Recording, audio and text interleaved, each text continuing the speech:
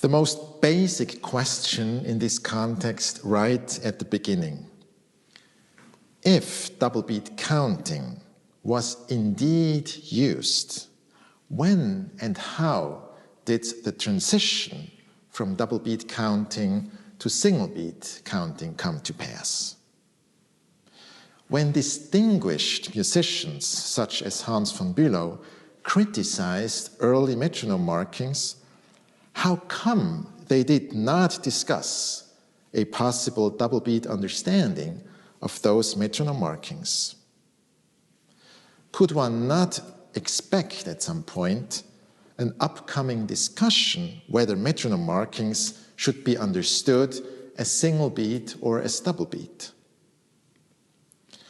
Looking at the 19th century, no such discussion can be found. No one ever seems to have wondered whether a particular metronome marking was intended as single beat or as double beat. Also, it is striking to see that people who had already in the 19th century criticized early metronome markings never considered a double beat option. I mentioned Hans von Bülow, Theodor Kullak, Heinrich Germer. Clearly, a double beat understanding of the metronome markings in question would have effaced all their concerns regarding tempo. But they were obviously not familiar with the idea. And if they were not, then who was? This sobering observation makes the likelihood of the double beat theory all of a sudden rather questionable.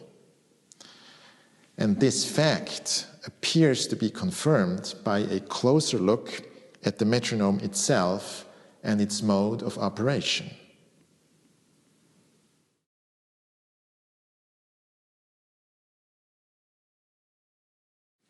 On December 5, 1815, Johann Nepomuk Maelzel obtained a patent for his metronome or musical timekeeper in London. Following this, several articles were published in England that presented the metronome to the public. Other than the patent itself, none of these articles are signed by Maelzel, but it seems likely that he was involved in their wording, if not acting as an anonymous author. The text of the patent, as well as all the articles, give a clear idea of the design, the purpose, and the mode of operation of the metronome. The basic idea is a direct link of the vibration to the minute. I quote from an article in the Monthly Magazine from December 1816. The metronomic scale is not borrowed from the measures of length peculiar to any one country, but is founded on the division of time into minutes. The minute being thus, as it were, the element of the metronomic scale, its divisions are thereby rendered intelligible and applicable in every country. A universal standard measure for musical time is thus obtained. End of quote. The movement of the metronome pendulum is then linked to that division of time into minutes. I quote from the original patent text. For the particular manner and mode which I have invented of applying a pendulum to such a machine, whereby the pendulum can, with the greatest facility, be made to vibrate a greater or less number of times in a minute at the pleasure of the performer, and this admits of each vibration being marked by the tick or drop of the escapement. In this quote, it's important to see that the term vibration is linked to the audible tick produced by the drop of the escapement every time the pendulum moves left or right. I will demonstrate this on a Maelzel metronome from the 19th century.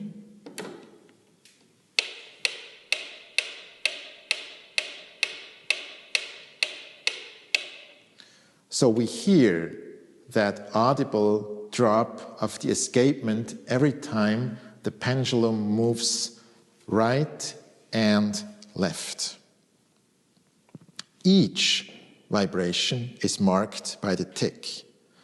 It's not marked by the ticks, but by the tick. This shows that Maelzel did not have a full vibration or full beat in mind, but a single beat or a single movement of the pendulum. If we then observe an actual metronome, it is very easy and simple to check that the numbers engraved on the scale of the pendulum indeed represent the numbers of single movements or single ticks in a minute. In other words, the design of the metronome confirms that it was single beat and not double beat counting that Maelzel had in mind. However, and this is an important point here, the articles about the metronome also include passages that reveal that double beat counting was, in some respects, an issue nevertheless. In fact, they include explicit warnings against double beat counting.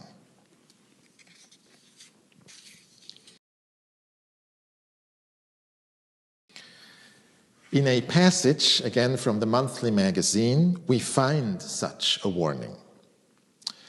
The author discusses an example of an allegro in a 4/4 bar that should be timed. He advises that in such a case, one should start, by the way of trial, to place the weight of the pendulum against number 80 and test whether the beat of the metronome conforms to the degree of quickness desired for the piece. As the note value that he chooses for the example, he names the minim, or, in lack of a minim in a given piece of music, the equivalent of 2 crotchets for the example. He then continues, I quote, "If it beat too slowly, shift the weight downwards until, by 2 or 3 trials, a place, suppose at 84, has been found for the weight, at which the pendulum beats the minim in the precise degree of quickness contemplated for the due performance of the movement. It being well understood that in this, as in every other case, each single beat or tick forms a part of the intended time and is to be counted as such, but not the 2 beats produced by the motion from one side to the other." End of quote. Now let's look closely at this last passage. The author starts by confirming the link of the scale of the metronome to the single ticks of the metronome. He equates the parts of the intended time with those audible single beats or ticks. What are the parts of the intended time? Time, of course, generally refers to the intended tempo. The parts of that intended time or tempo are, of course, the note values that are actually counted. So the minim in our example, or generally speaking, the note value that is indicated in the metronome marking. This note value of the metronome marking corresponds to each single beat or tick. So, a clear advice for single beat. Now, interestingly, later on, the author adds an explicit warning against counting the two beats together. I quote, "Not the two beats produced by the motion from one side to the other," which is, in effect, counting a double beat. So, a clear advice to count single beat and not double beat. This fact now is particularly noteworthy because it shows that the author obviously considered it to be an actual danger that the metronome might be applied according to double beat counting. And to avoid such a misinterpretation, he felt the need to distinctly instruct against it. This finding becomes important only a few years later when Maelzel himself intervened and claimed an incorrect use of his metronome.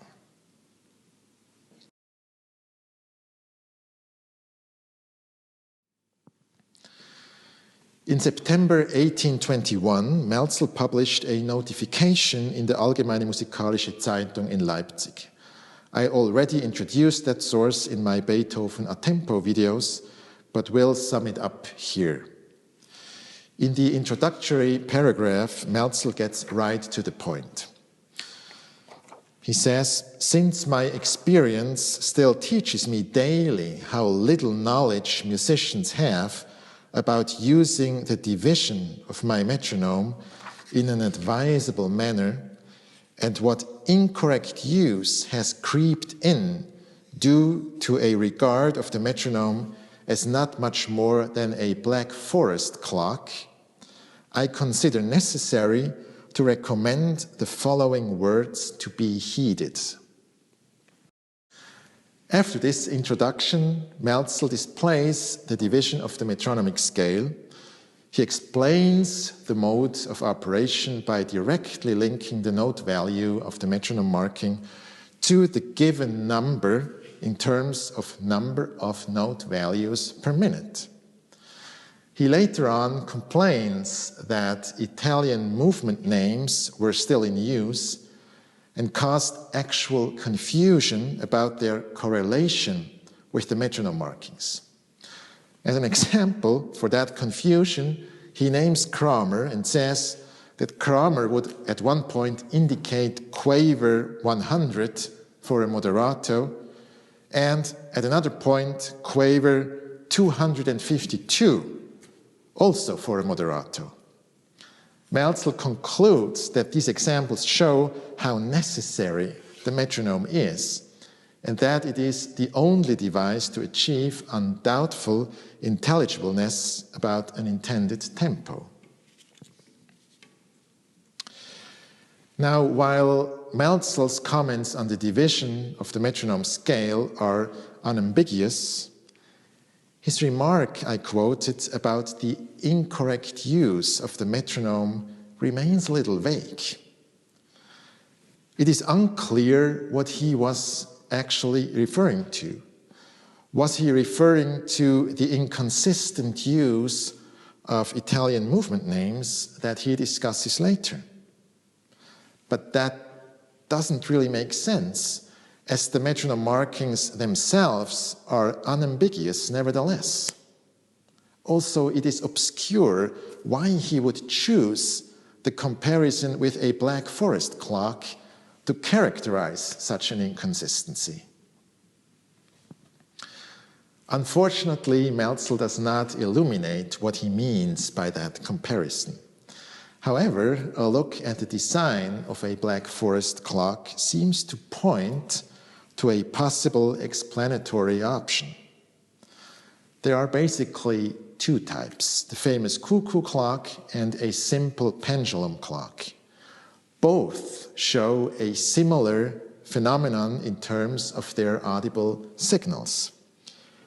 The sound of the cuckoo consists of two parts that are uneven, kuk-kuk, kuk-kuk, and not kuk-kuk-kuk-kuk.